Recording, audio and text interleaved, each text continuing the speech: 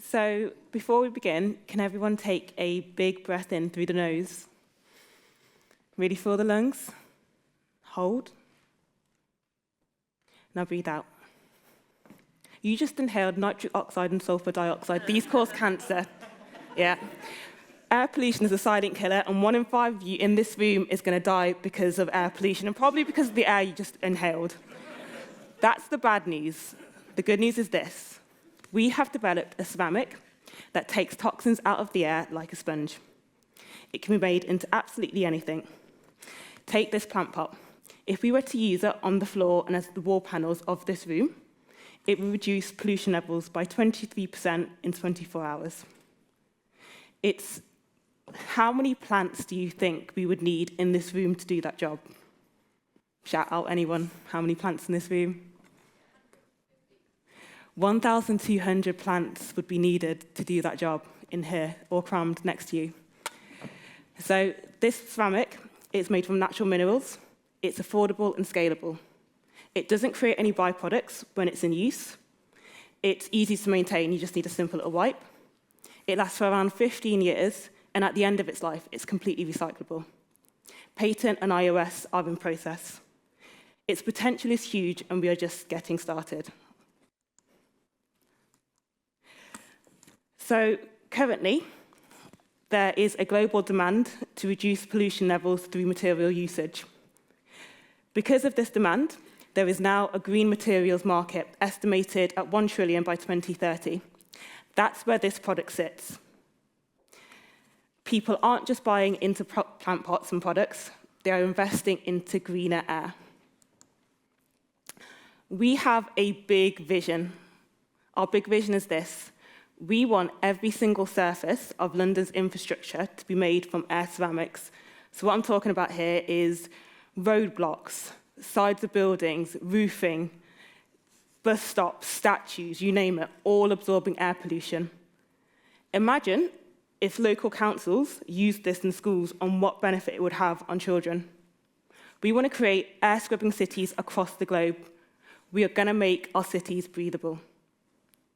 We've already begun on this journey. We're currently trialling with the UK's biggest modular homes providers, and we're already in talks for our year 2, which is to trial with local councils. By year 3, we will approach major transport hubs and airports across the globe. We are starting small, but scaling quickly. This is who's noticed this so far. But now we're looking for 2 things. 1, someone who's as courageous and fearless and who is obsessed with air pollution as we are, to come on as our commercialization co-founder. And 2, architects and companies looking to pilot our product. So if you know these people, or if you're one of them, we want to speak to you. Before I go, and before you leave this building tonight, I want you to do me one last favor, please. Can you when you step out of this building and you're on your jolly way home, can you take a short breath in? And in that breath, I want you to think of us. I want you to think of air ceramics. Thank you.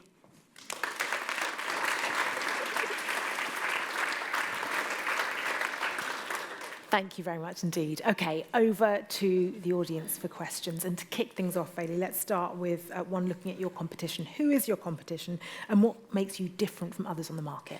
Our biggest competition right now is probably the paint industry because they are releasing pollution-absorbing paints. But what makes us different from them is that our products don't create byproducts. A lot of pollution-absorbing paints, I would highly suggest people research into them because they actually create a lot of byproducts which are very harmful as well. So even though they're doing good, they may say they're absorbing 50%, but usually they're creating 50% of formaldehyde. Okay, so the manufacturing process. Let's look at the questions from the audience now. And one starts with, what happens with ceramic at the end of life? At its end of life, like I said, it's completely recyclable. So I can take it back, crush it up, and I can refire it at a higher temperature. Or I can just say this plant pot, if you use it at the end of life, give me it back. I put it into the kiln at a much higher temperature after I've cleaned it. And yeah, it's good to go again. It doesn't have the pollution-absorbing properties, but you will have another beautiful, glossy plant pot. Okay. Next question, how durable is it? Very durable. This is, some of you might have heard me say outside that if I was scared at home alone, this would be the first thing I'm picking up. I'm going to prison, but at the same time, I'm safe, so very durable. It's quite a unique proof. Okay, how quickly does the material saturate? How often would the objects need to be replaced? So right now, it lasts for 15 years, but structurally, so it's as in terms of how long can it absorb pollution for, it would be like around 15 years for this plant pot. But structurally, I'd say around 20. After the first 20 years, it won't be as strong as it once was. Okay. Moving on to the next question. How scalable is your manufacturing process currently, and when do you expect to be able to produce large quantities? Right now, there's just a few of us, so that question is when I can get a co-founder, and so if I can get a co-founder in, I can give you a much quicker answer for that one. But I would expect to be producing large quantities within the next probably 18 months. It's just, co-founders and help. Great, okay. Where do you get the active raw materials for the ceramics?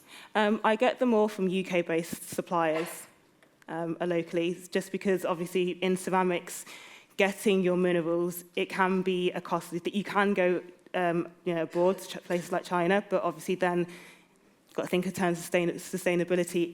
How good is that? But yeah, they're all from locally sourced mines and material suppliers in the UK. Okay, moving on. How much does it cost versus normal ceramic pots? So this is in line with the average ceramic pot in the UK. It's probably a couple of pounds more. So I'd say if a pot is like £12, ours would be around £13, £14. It's pretty much in line. Okay. And just time, I think, for at least one more. Let's see our next question. Why has no one else done this? Well, because if it was that easy, everyone would have done it. That's the only answer I can give you. It's not about... The easiest part was how to make the clay active and absorb pollution. The hardest part is basically making a clay that you can form together and mould like this. Ceramics isn't easy, as in you need to know how plastic your clay is, and it's working that. So that's the reason why, probably, because it's a very long and laborious and so many trials, so many errors. And like I said, if it was that easy, everyone would have done it. But I'm just very determined and stubborn. Okay, I think we have time for just one more. Do we have time for one more question? No, we don't. That brings us to time. Thank you very much indeed. Thank you.